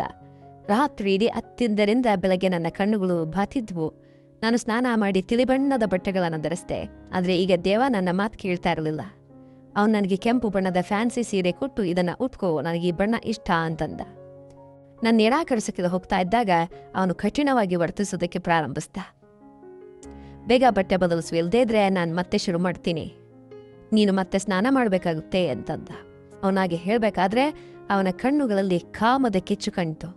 ನಾನೇನೂ ಮಾಡಲಾಗದೆ, ಅವನೊಂದಿಗೆ ಮಾತನಾಡಲಾಗದೆ ಬಟ್ಟೆ ಬದಲಿಸಿ ದೇವಾನ ಜೊತೆ ಕೋಣೆಯಿಂದ ಹೊರಗೆ ಬಂದೆ. ಎಲ್ಲರೂ ಊಟಕ್ಕಾಗಿ ಟೇಬಲ್ ಹತ್ರ ಕೂತ್ಕೊಂಡಿದ್ರು. ರೂಮಿಂದ ಹೊರಬರಬೇಕಾದ್ರೆ ನನಗೆ ಸಂಕೋಚ ಆಯಿತು. ನಾನೇನೋ ಪಾಪ ಮಾಡಿದ್ದೀನಿ ಅಂತ ಅನ್ನಿಸ್ತು. ದೇವ ರೂಮಿಂದ ಹೊರಗೆ ಬಂದ ಕೂಡಲೇ ನನ್ನ ಕೈಯನ್ನು ಹಿಡಿದುಕೊಂಡ. ನನ್ನ ಡೈನಿಂಗ್ ಟೇಬಲ್ ಹತ್ರ ಕರೆತಂದು ಕುರ್ಚಿಯನ್ನು ಎಳೆದುಕೊಂಡು ನನ್ನ ಪಕ್ಕದಲ್ಲೇ ಕೂತ್ಕೊಂಡ. ಅತ್ತೆಯ ಮುಖ ತುಂಬ ಕಿರಿಕಿರಿಯಿಂದ ಕೂಡಿತ್ತು. ದೇವ ನನ್ನ ಪ್ಲೇಟ್ನಲ್ಲಿ ರೊಟ್ಟಿ ಹಾಕಿ, ಇಂದಿನಿಂದ ನೀನು ಒಂದು ರೊಟ್ಟಿ ತಿನ್ನಬೇಕಿಲ್ಲ ಅಥವಾ ತಣ್ಣಗಾದ ರೊಟ್ಟಿ ತಿನ್ನಬೇಕಿಲ್ಲ ಅಂತ ಹೇಳಿ ಈ ಮಾತನ್ನು ಕೇಳಿ ಅತ್ತೆ ಮತ್ತು ಊರ್ಗಿತ್ತಿ ನನ್ನನ್ನು ಕೋಪದಿಂದ ನೋಡಿದ್ವು. ಅಮ್ಮ, ಇವತ್ತಿನ ನಂತರ ನಾನು ಲತಾ ನಮ್ಮ ಮನೆ ಕೆಲಸದವಳಂತೆ ಕೆಲಸ ಮಾಡೋದು ನೋಡಬಾರ್ದು. ಯಾರಾದರೂ ಅವಳನ್ನು ನಿಂದಿಸೋದು ನಾನು ಸಹಿಸೋದಿಲ್ಲ. ಈಗ ಅವಳು ವಿಜಯ ಅಣ್ಣನ ವಿಧವೆಯಲ್ಲ, ನನ್ನ ಹೆಂಡತಿ. ಅವಳನ್ನು ಆ ಸ್ಥಾನದಿಂದಲೇ ಒಪ್ಕೊಳ್ಬೇಕು ಅಂತಂದ. ನಾನು ದೇವನನ್ನ ಒಮ್ಮೆ ನೋಡಿದೆ. ಅವನು ನನಗೆ ವಿಜಯ್ ಅವರಂತೆ ಕಂಡ. ಈ ದಿನ ನನಗೆ ದೇವಾನಲ್ಲಿ ವಿಜಯ್ ಅವರ ಛಾಯೆ ಕಾಣಿಸ್ತು. ಕಷ್ಟ ಆದರೂ ಎಲ್ಲರೂ ನನ್ನನ್ನು ದೇವನ ಹೆಂಡತಿಯಾಗಿ ಒಪ್ಕೊಂಡ್ರು. ದೇವ ನನ್ನನ್ನು ತುಂಬ ಚೆನ್ನಾಗಿ ನೋಡ್ಕೊಳ್ತಾ ಇದ್ರು. ಆದರೆ ನಾನು ಅವನಿಂದ ದೂರ ಇರ್ತಾ ಇದ್ದೆ. ಆದರೆ 1 ತಿಂಗಳ ನಂತರ ನಾನು ಗರ್ಭಿಣಿಯಾದೆ. ವಿಜಯ್ ಜೊತೆ 2 ವರ್ಷ ಕಳೆದರೂ ನನಗೆ ಮಕ್ಕಳಿರಲಿಲ್ಲ. ಆದರೆ ದೇವಾನೊಂದಿಗೆ ಬಲವಂತವಾಗಿ ಪ್ರಾರಂಭವಾದ ಈ ಸಂಬಂಧದಲ್ಲಿ ನನಗೆ ಸಿಕ್ಕ ಮೊದಲ ಸಂತೋಷ ಬಹುಶಃ ಇದೆ. ದೇವ ಕೂಡ ತುಂಬ ಸಂತೋಷಪಟ್ಟ. ಈಗ ಅತ್ತೆ ಕೂಡ ತುಂಬ ಖುಷಿಯಾಗಿದ್ದಾರೆ. ದೇವ ನನಗೋಸ್ಕರ ಏನು ಮಾಡೋದಕ್ಕೂ ಸಿದ್ಧ ಇದ್ದ. ನನ್ನನ್ನು ಕಾಲ್ ಮೇಲೆ ನಿಲ್ಲೋದಕ್ಕೆ ಬಿಡ್ತಾ ಇರಲಿಲ್ಲ. ಆಫೀಸಲ್ಲಿದ್ದಾಗಲೂ ನನಗೆ ಫೋನ್ ಮಾಡಿ, ನೀನು ಫ್ರೆಶ್ ಜ್ಯೂಸ್ ಕುಡಿದ್ಯಾ, ಸರಿಯಾಗಿ ಊಟ ಮಾಡಿದ್ಯಾ, ಏನಾದರೂ ತಿನ್ನಬೇಕು ಅಂತ ಅನ್ಸಿದ್ರೆ ನನಗೆ ಹೇಳು ಅಂತ ಹೇಳ್ತಾ ಇದ್ದ. ನನ್ನ ಹೃದಯದಲ್ಲಿ ಮೆಲ್ಲನೆ ದೇವಾನ ಬಗ್ಗೆ ಪ್ರೀತಿ ಬೆಳೆಯೋದಕ್ಕೆ ಶುರುವಾಗಿತ್ತು. 9 ತಿಂಗಳ ನಂತರ ನಾನು ಮುದ್ದಾದ ಒಂದು ಗಂಡು ಮಗುವಿಗೆ ಜನ್ಮವನ್ನು ನೀಡಿದೆ. ಎಲ್ಲರೂ ತುಂಬ ಸಂತೋಷಪಟ್ಟು. ದೇವನೊಂದಿಗೆ ನನ್ನ ಪ್ರೀತಿ ದಿನದಿನಕ್ಕೆ ಹೆಚ್ಚಾಯಿತು. ನಾನು ಕೂಡ ಅವನೊಂದಿಗೆ ಚೆನ್ನಾಗಿ ಮಾತಾಡೋದಕ್ಕೆ ಶುರು ಮಾಡಿದೆ. ಅವನು ನನ್ನ ಪಕ್ಕ ಕುಳಿತಾಗ ನನ್ನ ತಲೆಯನ್ನು ಅವರ ಹೆಗಲ ಮೇಲೆ ಇಟ್ಕೊಂಡಾಗ, ನೀನು ನನ್ನ ಹತ್ತಿರವೇ ಇರು, ನಿನ್ನ ಇರುವಿಕೆಯನ್ನು ನನಗೆ ತಿಳಿಸು, ನನ್ನ ಮೇಲೆ ಹಕ್ಕನ್ನು ಚಲಾಯಿಸು ಲತಾ ಅಂಥೇಳಿ ಅದು ನನಗೆ ತುಂಬ ಇಷ್ಟ ಅಂತ ಆಯ್ತ. ನನ್ನ ಸಂಕೋಚ ಬಹಳಷ್ಟು ಕಡಿಮೆ ಆಯಿತು. ದೇವ ಪ್ರೀತಿ ನನಗೆ ಹೊಸ ಜೀವನ ನೀಡಿತು. ಆದರೆ ಅದರ ನಂತರ ಎದುರಾದ ಕಷ್ಟಕ್ಕೆ ನನ್ನ ಕಣ್ಣುಗಳು ಮಂಜಾದವು. ನಮ್ಮ ಮದುವೆಯಾದ 2 ವರ್ಷಗಳಾದವು. ನಮ್ಮ ಮಗನಿಗೆ 1 ವರ್ಷ ಆಯಿತು. ಈ 2 ವರ್ಷಗಳಲ್ಲಿ ದೇವ ತನ್ನ ಪೂರ್ಣ ಪ್ರೀತಿಯನ್ನು ನನ್ನ ಮೇಲೆ ಸುರಿಸಿದ. ನಮ್ಮ ಮಗನ ಮೊದಲ ಹುಟ್ಟುಹಬ್ಬದ ಪ್ರಯುಕ್ತ ದೇವ ಮನೆಯ ದೊಡ್ಡ ಆವರಣದಲ್ಲಿ ಸಮಾರಂಭ ಏರ್ಪಡಿಸಿದ್ದ. ಆ ಸಮಯದಲ್ಲಿ ಅತಿಥಿಗಳೆಲ್ಲರೂ ಇದ್ರು. ನಾವು ಕೇಕ್ ಕತ್ತರಿಸ್ತಿದ್ವಿ. ಅಷ್ಟರಲ್ಲೇ ಹೊರಗಿನ ಬಾಗಿಲಿನ ಗಂಟೆ ಬಾರಿಸ್ತು. ನನ್ನ ನಾದಿನಿ ಬಾಗಿಲು ತೆರೆದ್ಲು. ಎದುರಿಗಿದ್ದ ವ್ಯಕ್ತಿಯನ್ನು ನೋಡಿ ಅವಳು ಕೂಗಿದ್ಲು. ನಮ್ಮೆಲ್ಲರ ದೃಷ್ಟಿ ಅವಳ ಕಡೆ ಹೋಯಿತು. ಆ ವ್ಯಕ್ತಿ ಒಳಗೆ ಬಂದ. ಅವನನ್ನು ನೋಡಿ ನಾನು ನಂತರದ ಉಸಿರನ್ನು ತೆಗೆದುಕೊಳ್ಳೋದನ್ನು ಕೂಡ ಮರೆತುಬಿಟ್ಟೆ. ಅವನು ಬೇರೆ ಯಾರೂ ಅಲ್ಲ, ನನ್ನ ಮೊದಲ ಗಂಡ ವಿಜಯ್. ಅವನು ಬದುಕಿದ್ದಾನೆ. ಇದು ಹೇಗೆ ಸಾಧ್ಯ? ವಿಜಯ್ ಅವರ ಆತಂಕದ ನೋಟ ನನ್ನನ್ನೇ ಹುಡುಕ್ತಾ ಇತ್ತು. ನಾನು ಕಲ್ಲಿನಂತೆ ನಿಂತುಬಿಟ್ಟೆ. ವಿಜಯ್ ಬದುಕಿರೋದನ್ನು ನೋಡಿ ಎಲ್ಲರೂ ಅವನ ಹತ್ರ ಓಡೋದ್ರು. ಅವನನ್ನು ಅಪ್ಕೊಳ್ಳೋದಕ್ಕೆ ಶುರು ಮಾಡಿದ್ರು. ಕೆಲವು ವರ್ಷಗಳಿಂದ ವಿಜಯ್ ದುಬೈಗೆ ಹೋಗೋದಕ್ಕೆ ವಿಮಾನದಲ್ಲೇ ಕುಳಿತಿದ್ದ. ಆದರೆ ವಿಮಾನ ಪತನ ಆಯಿತು ಅಂತನೂ ಸುದ್ದಿ ಬಂತು. ಪ್ರಯಾಣಿಕರೆಲ್ಲರೂ ಸತ್ರು ಅಂತ ಕೇಳಿದ್ವು. ಆದರೆ ಈಗ ಅವರು ಬದುಕಿ ನಮ್ಮ ಮುಂದೆ ನಿಂತಿದ್ದಾನೆ. ವಿಮಾನ ಇನ್ನು ಆಕಾಶಕ್ಕೆ ಹೆಚ್ಚು ಎತ್ತರ ಹೋಗಿರಲಿಲ್ಲ. ಭೂಮಿಯಿಂದ ಸ್ವಲ್ಪವೇ ಮೇಲೆ ಹೋಗಿತ್ತು. ಅಷ್ಟರಲ್ಲಿ ವಿಮಾನದ ಟೈರ್ಗೆ ಬೆಂಕಿ ಹೊತ್ಕೊಂಡಿತ್ತು. ಬಹಳಷ್ಟು ಜನ ಪ್ರಯಾಣಿಕರು ಗಲಿಬಿಲಿಯಿಂದ ಹೊರಗೆ ಬರಲು ಪ್ರಯತ್ನಿಸಿದ್ರು. ನಾನು ಕೂಡ ವಿಮಾನದಿಂದ ಕೆಳಕ್ಕೆ ಜಿಗಿದೆ. ಆ ಸಮಯದಲ್ಲಿ ವಿಮಾನ ಸಮುದ್ರದ ಮೇಲಿತ್ತು. ನಾನು ನೀರಿನಲ್ಲಿ ಬಿದ್ದ ಕೂಡಲೇ ವಿಮಾನ ಸ್ಫೋಟಗೊಳ್ಳುವ ಶಬ್ದ ಕೇಳಿದೆ. ಆದರೆ ಅದರ ನಂತರ ನನಗೆ ಏನೂ ತಿಳಿಲಿಲ್ಲ ಅಂತಂದ. ನನಗೆ ಕೆಲವು ದಿನಗಳ ನಂತರ ಪ್ರಜ್ಞೆ ಬಂತು. ನಾನು ಕಳೆದ 2 ವರ್ಷಗಳಿಂದ ಕೋಮಾದಲ್ಲಿದ್ದೆ. ಆಮೇಲೆ ತಿಳಿತು ನನ್ನನ್ನು ಯಾರೋ ರಕ್ಷಿಸಿ ಆಸ್ಪತ್ರೆಗೆ ಸೇರಿಸಿದ್ದಾರೆ ಅಂತ. ಕೊಲ್ಲುವವನಿಗಿಂತ ಕಾಯುವವನು ದೊಡ್ಡವನು ಅಂತನ್ನುವಂತಹ ನನ್ನ ನಂಬಿಕೆ ಈಗ ಇನ್ನೂ ಗಟ್ಟಿಯಾಯಿತು ಅಂತಂದ. ಅತ್ತೆ ವಿಜಯ್ ಅವರನ್ನ ಹಿಡಿದು ಅಳುತ್ತಲೇ ಇದ್ರು. ನಂಬಲಾಗದೆ ವಿಜಯ್ ಮುಖವನ್ನ ಮುಟ್ಟಿ ನೋಡ್ತಾ ಇದ್ರು. ಅವರಿಗೆ ಇನ್ನೂ ನಂಬಿಕೆ ಬರ್ತಾ ಇಲ್ವೇನೋ. ಎಲ್ಲರೂ ವಿಜಯ್ ಹತ್ರ ಇದ್ರು. ಕೇವಲ ನಾನು ಮಾತ್ರ ದೂರ ನಿಂತಿದ್ದೆ. ಇದೆಲ್ಲ ಏನ್ ನಡೀತಾ ಇದೆ ಅಂತ ನನಗೆ ಅರ್ಥವಾಗ್ತಾ ಇಲ್ಲ. ವಿಜಯ್ ವಾಪಸ್ ಬಂದಿದ್ದಾರೆ ಅಂತ ಅಳಬೇಕು ಅಥವಾ ಸಂತೋಷ ಪಡಬೇಕು ತಿಳಿತಾ ಇಲ್ಲ. ಅಷ್ಟರಲ್ಲೇ ವಿಜಯ ದೃಷ್ಟಿ ನನ್ನ ಮೇಲೆ ಬಿತ್ತು. ಅವರು ತಮ್ಮ ಕೈ ಜಾಚಿ ನನ್ನ ಹತ್ರ ಕರೆದ್ರು. ಲತಾ, ನೀನ್ ಯಾಕೆ ದೂರ ನಿಂತಿದ್ಯಾ? ನೋಡು, ನಿನ್ನ ಪ್ರಾರ್ಥನೆಗಳೇ ನನ್ನನ್ನು ಬದುಕಿಸಿ ನಿನ್ನ ಹತ್ತಿರ ಕಳಿಸಿದೆ. ಬಾ ನನ್ನ ಹತ್ರ ಅಂಥೇಳಿ ಒಂದು ಕೈಯಿಂದ ಅತ್ತೆಯನ್ನು ಹಿಡಿದು ಮತ್ತೊಂದು ಕೈ ನನ್ನ ಕಡೆ ಚಾಚಿ ನನಗಾಗಿ ಕಾಯ್ತಾ ಇದ್ರು. ನನ್ನ ಕಾಲುಗಳಿಗೆ ಕಾಣದ ಸಂಕೋಲೆಗಳು ಬಿದ್ದಂತಾಯ್ತು. ನಾನು ಹೇಗೋಗ್ಲಿ ಅವ್ರ ಹತ್ರ? ಈ ಸಮಯದಲ್ಲಿ ನನ್ನ ದೇವಾನ ಹೆಂಡತಿ ವಿಜಯ್ ನನ್ನ ಹತ್ರ ಬಂದ್ರು. ನನ್ನ ಕಣ್ಣಿನಿಂದ ಹನಿ ಹನಿ ನೀರು ಸುರಿತಾ ಇತ್ತು. ವಿಜಯ್ ನನ್ನನ್ನು ಎದೆಗೆ ಹಚ್ಕೊಂಡ್ರು. ನನಗೆ ಶಾಕ್ ಹೊಡೆದಂತಾಯ್ತು. ನನ್ನ ದೃಷ್ಟಿ ವಿಜಯ್ ಅವರ ಹಿಂದೆ ನಿಂತಿದ್ದ ದೇವಾನ ಮೇಲೆ ಬಿತ್ತು. ಅವನು ನನ್ನನ್ನೇ ನೋಡ್ತಾ ಇದ್ದ. ನನಗೆ ಪ್ರಜ್ಞೆ ಬಂದ ಕೂಡಲೇ ಅಮ್ಮ ಅಪ್ಪನ ನಂತರ ನಿನ್ನ ಬಗ್ಗೆನೇ ನೆನಪಾಯ್ತು. ನೀನು ಈ 2.5 ವರ್ಷಗಳಲ್ಲಿ ಅತ್ತು ಹುಚ್ಚಿಯಾಗಿದ್ಯಾ ಅಂತ ಅನ್ಕೊಂಡಿದ್ದೆ ಅಂತಂದ್ರು ವಿಜಯ್. ದೇವ ನನ್ನನ್ನೇ ನೋಡ್ತಾ ಇದ್ದ. ಅವನು ತನ್ನ 2 ಕೈಗಳ ಹಿಡಿತವನ್ನ ಬಿಗಿಗೊಳಿಸಿದ್ದ. ಅವನು ಅನುಭವಿಸ್ತಿರುವ ನೋವನ್ನ ನಾನು ಅರ್ಥ ಮಾಡ್ಕೊಳ್ಳಬಲ್ಲೆ. ನಾನು ವಿಜಯ್ ಅವರಿಂದ ದೂರ ಸರಿದೆ. ಆಗ ವಿಜಯ್ ನನ್ನ ಕಣ್ಣೀರು ಒರೆಸುತ್ತಾ ಅವರ ದೃಷ್ಟಿ ನನ್ನ ಪಕ್ಕದಲ್ಲಿ ನಿಂತಿದ್ದ ಮಗನ ಮೇಲೆ ಬಿತ್ತು. ಈ ಮಗ ಯಾರು? ಅವನು ನಿನ್ನನ್ನು ಅಮ್ಮ ಅಮ್ಮ ಅಂತ ಇದ್ದಾನೆ ಅಂತ ಕೇಳಿದ್ರು. ನನ್ನ ಮಗ ಅಂತಂದ ಕೂಡಲೇ ವಿಜಯ್ ಮುಖದಲ್ಲಿ ಸಂತೋಷ ಮಿಂಚಿತು. ಅವನ ತಕ್ಷಣ ಚಿಂಟುವನ್ನ ಎತ್ಕೊಂಡು, ಲತಾ, ಇವನು ನಮ್ಮ ಮಗ ಅಂತಂದ್ರು. ಅವರ ಅತಿಯಾದ ಪ್ರೀತಿಯಿಂದ ನನ್ನ ಮಗನಿಗೆ ಮುತ್ತನ್ನ ಕೊಡ್ತಾ ಇದ್ರು. ಎಲ್ಲರೂ ಮೌನವಾಗಿದ್ರು. ಈ 2.5 ವರ್ಷಗಳಲ್ಲಿ ಏನು ನಡೆದಿದೆ ಅಂತ ಹೇಳುವ ಧೈರ್ಯ ಯಾರಿಗೂ ಇರಲಿಲ್ಲ. ಅತಿಥಿಗಳೆಲ್ಲರೂ ಮೆಲ್ಲನೆ ಹೊರಟು ಹೋದ್ರು. ಮನೆಯವರು ಮಾತ್ರ ಉಳಿದ್ರು. ವಿಜಯ್ ದೃಷ್ಟಿ ಇನ್ನೂ ನನ್ನ ಮೇಲೇನೇ ಇತ್ತು. ನಾನು ರೂಮಿಗೆ ಹೋಗಬೇಕು ಅಂಥೇಳಿ ಅವರು ಕೂಡ ನನ್ನ ಹತ್ತಿರ ಬರಬೇಕು ಅಂತ ಬಯಸಿದ್ರು. ಆದರೆ ನಾನು ವಿಚಿತ್ರವಾದ ಸಂಕಷ್ಟದಲ್ಲಿ ಸಿಲುಕಿದ್ದೆ. ಒಂದು ಕಡೆ ವಿಜಯ, ಮತ್ತೊಂದು ಕಡೆ ದೇವ ಮತ್ತು ನನ್ನ ಮಗು. ದೇವ ಕೂಡ ಅಲ್ಲಿಯೇ ನಿಂತಿದ್ದ. ಅವನು ಕೂಡ ನನ್ನನ್ನೇ ನೋಡ್ತಾ ಇದ್ದ. ವಿಜಯ್ ಎಲ್ಲರೊಂದಿಗೆ ನಾನು ಸುಸ್ತಾಗಿದ್ದೀನಿ, ಸ್ವಲ್ಪ ರೆಸ್ಟ್ ಮಾಡಬೇಕು ಅಂತಂದ್ರು. ಹಾಗೆ ಹೇಳಿ ನನ್ನ ಹತ್ರ ಬಂದು, ಲತಾ, ನೀನು ಯಾಕೋ ಮೌನವಾಗಿದೆಯಾ, ಏನಾಯ್ತು ಅಂತಂದ್ರು. ಈಗ ನಾನು ಅವರಿಗೆ ಏನು ಹೇಳಲಿ? ಸರಿ, ನಾನು ಬದುಕಿ ಬಂದಿದ್ದೇನೆ ಅಂತ ನೀನು ಇನ್ನು ನಂಬುತ್ತಾ ಇಲ್ವಾ ಅಂತ ನಕ್ರು. ಅವರು ನನ್ನ ಕೈ ಹಿಡಿತಾ ಇದ್ದಂತೆ ದೇವ ನಮ್ಮ ಹತ್ರ ಬಂದ. ಅಣ್ಣ, ಲತಾ ಈಗ ನಿಮಗೆ ಏನೂ ಆಗೋದಿಲ್ಲ ಅಂತಂದ. ಅವನು ವಿಜಯ್ ಕೈಯಿಂದ ನನ್ನ ಕೈಯನ್ನೇ ಬಿಡಿಸ್ದ. ನಾನಾಗಲೇ ಜೀವವಿಲ್ಲದಂತಾಗಿದ್ದೆ. ವಿಜಯ್ ಆಶ್ಚರ್ಯದಿಂದ ದೇವನನ್ನ ನೋಡಿ, ನನಗೆ ಅರ್ಥ ಆಗ್ತಾ ಇಲ್ಲ, ನೀನು ಏನು ಹೇಳೋದಕ್ಕೆ ಬಯಸ್ತಾ ಇದೆಯಾ ಅಂತಂದ್ರು.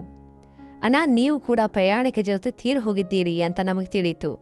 ಅದಕ್ಕೆ ನಾನು ಲತಾಳನ್ನ ಮದುವೆ ಆಗಬೇಕಾಯ್ತು ಅಂತಂದ ದೇವ. ಅದನ್ನು ಕೇಳಿದ ಕೂಡಲೇ ವಿಜಯ್ ಒಮ್ಮೆಲೆ ಕೂಸುದು ಬಿದ್ರು. ಚಿಂಟು ನಿಮ್ಮ ಮಗನಲ್ಲ, ನನ್ನ ಮಗ ಅಂತಂದ ದೇವ. ಅದನ್ನ ಕೇಳಿ ವಿಜಯ್ ಆಶ್ಚರ್ಯದಿಂದ ಒಮ್ಮೆ ದೇವನನ್ನ ನೋಡಿದ್ರು. ಅತ್ತೆ ಮತ್ತು ಮಾವ ಕೂಡ ವಿಜಯ್ ಹತ್ರ ಬಂದು ಯಾವ ಪರಿಸ್ಥಿತಿಯಲ್ಲಿ ಈ ಮದುವೆ ನಡೆಯಿತು ಅಂತ ವಿವರಿಸಿದ್ರು. ವಿಜಯ್ ಕಣ್ಣು ಬಿಟ್ಟು ಇದೆಲ್ಲ ನೋಡುತ್ತಾ ತನ್ನ ತಲೆ ಹಿಡಿದು ಸೋಫಾ ಮೇಲೆ ಕೂತ್ಕೊಂಡ. ಸ್ವಲ್ಪ ಹೊತ್ತು ತಲೆ ಒತ್ಕೊಳ್ತಾ ಆಮೇಲೆ ತಲೆ ಅಡ್ಡಡ್ಡ ಹಾಡಿಸಿದ್ರು. ಇಲ್ಲ, ಇದು ಹೇಗೆ ಸಾಧ್ಯ? ಇದು ನಡಿಬಾರ್ದು. ಲತಾ ನನ್ನ ಹೆಂಡತಿ, ಮತ್ತ್ಯಾಕೆ ದೇವ ಇದೆಲ್ಲ ಹೇಗೆ? ಲತಾ ನನ್ನ ಹೆಂಡತಿ ಅಂಥೇಳಿ ತನ್ನ ರೂಮಿಗೆ ಹೋಗ್ಬಿಟ್ರು. ಅತ್ತೆ ಮಾವ ಕೂಡ ತಮ್ಮ ರೂಮಿಗೆ ಹೋದ್ರು. ನಾನು ಮಾತ್ರ ಅಲ್ಲಿಯೇ ನಿಂತಿದ್ದೆ. ದೇವ ನನ್ನ ಹತ್ರ ಬಂದು, ಲತಾ ಬಾ ರೂಮ್ಗೆ ಹೋಗೋಣ ಅಂತಂದ. ನಾನು ಕಣ್ಣೀರಿನಿಂದ ಅವನನ್ನು ನೋಡ್ತಾ ಇದ್ದೆ. ಅವನನ್ನ ಕೈಯನ್ನ ಹಿಡಿದು ರೂಮ್ ಕರೆದೊಯ್ದ. ನಾನು ಜೀವ ಇಲ್ಲದಂತೆ ಬೆಡ್ ಮೇಲೆ ಕೂತ್ಕೊಂಡೆ. ಆ ಸಮಯದಲ್ಲಿ ನಾನು ದೇವಾನಿಗೆ ಇಷ್ಟವಾದ ಸೀರೆಯಲ್ಲಿ ತಯಾರಾಗಿದ್ದೆ. ಅವನಿವತ್ತು ನನ್ನನ್ನು ತುಂಬ ಹೊಗಳಿದ್ದ. ಅವನ ಹೊಗಳಿಕೆಗೆ ನಾನು ಕೂಡ ತುಂಬ ಸಂತೋಷಪಟ್ಟಿದ್ದೆ. ಆದರೆ ಈಗ ನನ್ನ ಜೀವನದ ಪ್ರಶ್ನಾರ್ಥಕವಾಗಿದೆ. ಇದರಲ್ಲಿ ಯಾರ ತಪ್ಪು ಇಲ್ಲ. ದೇವ ನನ್ನ ಮುಂದೆ ಕುಳಿತು ನನ್ನ ಕೈಯನ್ನು ಹಿಡಿದುಕೊಂಡ. ನಾ ಕೈ ಬಿಡಿಸ್ಕೊಂಡೆ. ಅದು ನೋಡಿ ದೇವನ ಮುಖದಲ್ಲಿ ಆತಂಕ ಕಂಡಿತು. ಅವನ ಲತಾ, ನಾನು ನಿನ್ನನ್ನು ತುಂಬ ಪ್ರೀತಿಸ್ತಾ ಇದ್ದೀನಿ ಅಂತಂದ. ಅವನ ಮಾತಲ್ಲಿ ಅತೀವ ಭಾವನೆ ಇತ್ತು. ಕಣ್ಣಲ್ಲಿ ಕಣ್ಣೀರು ಮಿಂಚುತ್ತಾ ಇತ್ತು. ಅವನು, ನಾನು ನಿಮ್ಮನ್ನು ಮದುವೆಯಾಗಿದ್ದು ನಮ್ಮ ಮನೆಯವ್ರು ನಿನ್ನೆ ನನ್ನ ಮನುಷ್ಯರಂತೆ ನೋಡೋದನ್ನು ಬಿಟ್ಟಿದ್ದಕ್ಕೋ ಅಥವಾ ನಿನ್ನೊಂದಿಗೆ ಪ್ರಾಣಿಗಳಂತೆ ನಡೆಸ್ಕೊಂಡಿದ್ದಕ್ಕೋ ಅಲ್ಲ. ಆದರೆ ನಾನು ನನ್ನ ತಂಗಿ ಗಂಡನ ಅಸಭ್ಯತೆಯನ್ನು ನೋಡಿದಾಗ ನನಗೆ ತುಂಬ ಕೋಪ ಬಂತು. ವಿಜಯ, ನನ್ನ ಸಾವಿಗೆ ನಿನಗೆ ಯಾಕೆ ಶಿಕ್ಷೆ ನೀಡಬೇಕು, ನಿನ್ನ ಜೀವನವನ್ನು ಯಾಕೆ ದುಃಖಮಯವಾಗಿಸ್ಬೇಕು ಅಂಥೇಳಿ ಅನ್ಕೊಂಡೆ. ಅದಕ್ಕೆ ನಿನ್ನನ್ನು ನಾನು ಮದುವೆಯಾದೆ.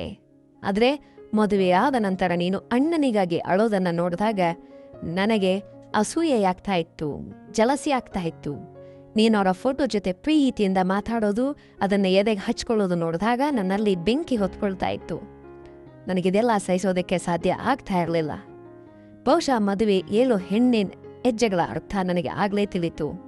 ಅಣ್ಣನಿಗಾಗಿ ನಾನು ಅಳಬಲ್ಲೆ, ಆದರೆ ನೀನಳೋದನ್ನು ನಾನು ನೋಡ್ಲಾರೆ. ನನಗೆ ತಿಳಿಯದಂತೆ ನೀನು ನನಗೆ ಎಷ್ಟು ಮುಖ್ಯವಾಗಿದೆಯಾ ಅಂದರೆ ನೀನಿಲ್ಲದೆ ನಾನು ಬದುಕೋ ಬಗ್ಗೆ ಯೋಚನೆನೇ ಮಾಡ್ತಾ ಇಲ್ಲ ಅಂತಂದ. ಅವನು ಮತ್ತೆ ನನ್ನ ಕೈಯನ್ನು ಹಿಡ್ಕೊಂಡು ಅವನ ಕಣ್ಣಿನಿಂದ ನೀರು ಸುರಿತಾ ಇತ್ತು. ಯಾವುದೇ ನಿರ್ಧಾರ ತೆಗೆದುಕೊಳ್ಳುವ ಮೊದಲು ಯೋಚನೆ ಮಾಡು, ನೀನಿಲ್ಲದೆ ನಾನು ಬದುಕಲಾರೆ, ನಮಗೊಬ್ಬ ಮಗ ಇದ್ದಾನೆ, ದಯವಿಟ್ಟು ನನ್ನ ಬಗ್ಗೆ ಮತ್ತು ಚಿಂಟು ಬಗ್ಗೆ ಯೋಚನೆ ಮಾಡು ಅಂತಂದ. ನಾನು ಕಲ್ಲಿನಂತೆ ಕುಳಿತಿದ್ದೆ. ಅವನು ನನ್ನ ಕೈಯನ್ನು ಬಿಟ್ಟು ದಿಂಬು ತೆಗೆದುಕೊಂಡು ಸೋಫಾ ಮೇಲೆ ಮಲಗದ. ಬೆಳಗ್ಗೆ ನಾನು ರೂಮಿನಿಂದ ಹೊರಗೆ ಬಂದಾಗ ಎದುರಿಗೆ ಸೋಫಾ ಮೇಲೆ ವಿಜಯ್ ತಲೆ ಹಿಡಿದುಕೊಂಡು ಕೂಳ್ತಾ ಇದ್ರು. ಬೆಳಗ್ಗೆ ಜಾವ ಸಮಯ ಯಾರು ಎದ್ದಿರಲಿಲ್ಲ. ನಾನು ದೇವನ ರೂಮ್ನಿಂದ ಹೊರಗೆ ಬರೋದನ್ನು ನೋಡಿ ಅವನು ನಿಂದೆಯ ನೋಟದಿಂದ ನೋಡಿದ್ರು. ನನ್ನನ್ನು ಒಂದು ಕೋಪದಿಂದ ನೋಡಿದ್ರು. ನಾನೇನೋ ತಪ್ಪು ಮಾಡಿದ್ದೇನೆ ಅಂತ ನನಗನ್ನಿಸ್ತು. ಅವ್ರು ಎದ್ದು ನನ್ನ ಹತ್ರ ಬಂದು, ಲತಾ, ನಾನು ರಾತ್ರಿ ಇಡೀ ನಿದ್ದೆ ಮಾಡಿಲ್ಲ, ನಾನು ನಿನ್ನನ್ನು ಪ್ರೀತಿಸ್ತಾ ಇದ್ದೀನಿ, ನಿನ್ನಿಂದ ದೂರ ಇರೋದು ನನಗೆ ಸಾಧ್ಯ ಇಲ್ಲ. ದೇವರು ನನ್ನನ್ನು ಯಾಕೋ ಬದುಕಿಸಿದ್ದಾನೆ. ನಾನು ರಾತ್ರಿ ಇಡೀ ಇದರ ಬಗ್ಗೆ ಯೋಚನೆ ಮಾಡಿದೆ. ನೀನು ನನ್ನ ಹೆಂಡತಿಯೇ ಎಂಬ ನಿರ್ಧಾರಕ್ಕೆ ಬಂದಿದ್ದೇನೆ. ಸರಿ, ದೇವ ನಿನ್ನನ್ನು ಬಲವಂತವಾಗಿ ಮದುವೆಯಾದನು. ಆ ಸಮಯದಲ್ಲಿ ಬಹುಶಃ ಪರಿಸ್ಥಿತಿಗಳು ಹಾಗಿದ್ವು. ಆದರೆ ಈಗ ನಾನು ವಾಪಸ್ ಬಂದಿದ್ದೇನೆ. ನೀನೀಗ ನನ್ನ ಹೆಂಡತಿ. ನಾನು ಚಿಂಟುವನ್ನು ಕೂಡ ಒಪ್ಕೊಳ್ಳೋದಕ್ಕೆ ಸಿದ್ಧ ಇದ್ದೇನೆ. ಏನೇ ಆದರೂ ಅವನು ಕೂಡ ನಮ್ಮ ತಮ್ಮನ ಮಗನೇ ಅಲ್ವಾ. ದೇವನೊಂದಿಗೆ ನಾನು ಮಾತಾಡ್ತೀನಿ, ಅವನು ನಿನಗೆ ಡೈವರ್ಸ್ ಕೊಡ್ತಾನೆ, ನಾವಿಬ್ರು ಒಪ್ಕೊಳ್ತೇನೆ, ನಿಮ್ಮಿಬ್ಬರನ್ನು ಒಪ್ಕೊಳ್ತೇನೆ, ದೇವ ಬೇರೆ ಮದುವೆ ಕೂಡ ಮಾಡ್ಕೊಳ್ಬೋದು ಅಂತಂದ್ರು. ನಾನು ಕಣ್ಣೀರಿನಿಂದ ಅವರ ಕಡೆ ನೋಡಿದೆ. ಹೌದು, ಮೊದಲಿಗೆ ನಾನು ವಿಜಯ್ ಅವರನ್ನು ಪ್ರೀತಿಸಿದ್ದೆ. ಆದರೆ ದೇವ ನನ್ನನ್ನು ಗೌರವಿಸಿದ ರೀತಿ, ನನ್ನನ್ನು ನೋಡಿಕೊಂಡ ರೀತಿ ದೇವಾನಿಗೆ ನನ್ನ ಹೃದಯದಲ್ಲಿ ಒಂದು ಸ್ಥಾನ ನೀಡಿದೆ. ಮತ್ತು ಎಲ್ಲಕ್ಕಿಂತ ಮುಖ್ಯವಾಗಿ ಅವನು ನನ್ನ ಮಗುವಿನ ತಂದೆ.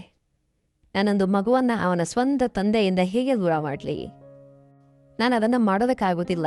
ನಾನು ವಿಜಯ್ ಅವರ ಕೈಯಿಂದ ನನ್ನ ಕೈಯನ್ನು ಬಿಡಿಸ್ಕೊಂಡೆ. ಸರಿ ವಿಜಯ, ನಾನು ಮೊದಲಿಗೆ ನಿನ್ನ ಹೆಂಡತಿ ಆಗಿದ್ದೆ, ಆದರೆ ನನಗೆ ದೇವನ ಹೆಂಡತಿ ಅಂತಂದೆ. ಅಯ್ಯೋ ಲತಾ, ನಾನು ರಾತ್ರಿ ಇಡೀ ನಿದ್ದೆ ಮಾಡಿಲ್ಲ. ನೀನು ದೇವನ ರೂಮಿನಲ್ಲಿ ಮಲಗಿದೀಯಾ ಅಂತೇಳಿ ಯೋಚನೆ ಮಾಡಿ ನನ್ನ ರಾತ್ರಿಯೆಲ್ಲ ಬೆಂಕಿಯ ಮೇಲೆ ಕಳೆದಂತಾಗಿದೆ. ನಾನು ನೀನಿಲ್ಲದೆ ಹೇಗೆ ಬದುಕಲಿ ಅಂತಂದ್ರು. ಆದರೆ ನಾನು ಕೂಡ ರಾತ್ರಿ ಇಡೀ ನಿದ್ದೆ ಮಾಡಿರಲಿಲ್ಲ. ನಾನು ಒಂದು ನಿರ್ಧಾರ ತೆಗೆದುಕೊಂಡಿದ್ದೆ. ಎಲ್ಲರ ಮುಂದೆ ನಾನು ಆ ನಿರ್ಧಾರವನ್ನು ಪ್ರಕಟಿಸಿದೆ. ನನ್ನ ನಿರ್ಧಾರ ಕೇಳಿ ದೇವನ ಮುಖದಲ್ಲಿ ನಗು ಮತ್ತು ಪ್ರಶಾಂತತೆ ಕಂಡಿತು. ಆದರೆ ವಿಜಯ್ ಮುಖದಲ್ಲಿ ಮೌನ ಮತ್ತು ವಿಷಾದ ಆವರಿಸಿತು. ನಾನು ದೇವನೊಂದಿಗೆ ಇರೋದಕ್ಕೆ ನಿರ್ಧರಿಸಿದೆ ಅಂತ ಹೇಳಿದೆ ಮತ್ತು ವಿಜಯ್ ಅವರಿಗೆ ಕೈಯನ್ನು ಮುಗಿದು ವಿನಂತಿಸಿದೆ. ವಿಜಯ್, ದಯವಿಟ್ಟು ನನ್ನನ್ನು ಮರೆತು ಬಿಡು ಮತ್ತು ನನಗೆ ವಿಚ್ಛೇದನ ನೀಡು ಅಂತಂದೆ. ನನ್ನ ನಿರ್ಧಾರ ಕೇಳಿ ವಿಜಯ್ ನನ್ನನ್ನು ಕೋಪದಿಂದ ಭಯಾನಕವಾಗಿ ನೋಡಿದ್ರು. ಕೋಪದಿಂದ ಮನೆಯಿಂದ ಹೊರಗೆ ಹೋದ್ರು. ನಾನು ಸುಸ್ತಾದ ಹೆಜ್ಜೆಗಳಿಂದ ರೂಮಿಗೆ ಬಂದೆ. ದೇವ ಕೂಡ ನನ್ನ ಹಿಂದೆ ಬಂದ. ಅವನು ನನ್ನನ್ನು ಕೈಯನ್ನು ಹಿಡ್ಕೊಂಡು, ಲತಾ, ನೀನು ತುಂಬ ಒಳ್ಳೆಯ ನಿರ್ಧಾರ ತೆಗೆದುಕೊಂಡಿದ್ಯಾ. ವಿಜಯ್, ಅಣ್ಣನ ನೋವು ನನಗೆ ಅರ್ಥ ಆಗುತ್ತೆ, ಆದರೆ ಲತಾ, ನಿನ್ನ ನಿರ್ಧಾರ ನಮ್ಮ ಮಗನ ಭವಿಷ್ಯಕ್ಕೆ ತುಂಬ ಒಳ್ಳೆಯದಾಗುತ್ತೆ ಅಂತಂದ. ವಿಜಯ ಬಗ್ಗೆ ಯೋಚನೆ ಮಾಡಿ ನನ್ನ ಕಣ್ಣಲ್ಲಿ ನೀರು ತುಂಬಿತು. ನಾನು ದೇವನ ಹೆಗಲ ಮೇಲೆ ತಲೆ ಇಟ್ಟು, ನಾನು ತೆಗೆದುಕೊಂಡ ನಿರ್ಧಾರ ಸರಿಯೋ ತಪ್ಪೋ ನನಗಿನ್ನೂ ಅರ್ಥ ಆಗ್ತಾ ಇಲ್ಲ. ಸ್ನೇಹಿತರೆ, ನೀವೇ ಹೇಳಿ, ನನ್ನ ನಿರ್ಧಾರ ಸರಿನಾ? ನಾನು ಯಾರೊಂದಿಗೆ ಇರಬೇಕು? ವಿಜಯ್ ಅವರೊಂದಿಗ ಅಥವಾ ದೇವಾನೊಂದಿಗ? ಒಂದು ಕಡೆ ಹೊಟ್ಟೆಯಲ್ಲಿ ಹುಟ್ಟಿದ ಮಗು, ಮತ್ತೊಂದು ಕಡೆ ತಾಳೆ ಕಟ್ಟಿದ ಬಂಧಗಳು. ನಿಮ್ಮ ಅಭಿಪ್ರಾಯವನ್ನು ದಯವಿಟ್ಟು ಕಮೆಂಟ್ ಮಾಡಿ ತಪ್ಪದೇ ತಿಳಿಸಿ. ಈ ಕತೆ ನಿಮಗೆ ಹೇಗೆ ಅನ್ನಿಸ್ತು ಅಂತ ತಪ್ಪದೇ ಹೇಳಿ. ಇಷ್ಟ ಆದರೆ ದಯವಿಟ್ಟು ಲೈಕ್ ಮಾಡಿ, ಶೇರ್ ಮಾಡಿ. ಪ್ರತಿದಿನ ಒಂದು ಹೊಸ ಕತೆ ಕೇಳೋದಕ್ಕೆ ನಮ್ಮ ಚಾನಲನ್ನು ಸಬ್ಸ್ಕ್ರೈಬ್ ಮಾಡಿ. ದಯವಿಟ್ಟು ನನ್ನ ನಿರ್ಧಾರದ ಬಗ್ಗೆ ಕಮೆಂಟಲ್ಲಿ ತಿಳಿಸಿ. Take care. ಬಾಯ್.